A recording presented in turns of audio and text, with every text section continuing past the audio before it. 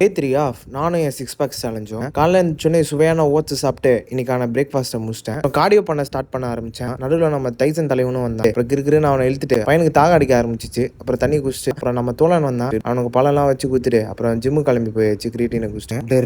லேட்டன் பைசப்ஸ்னால first எத்தனை pull-ups 4 set போடணும்.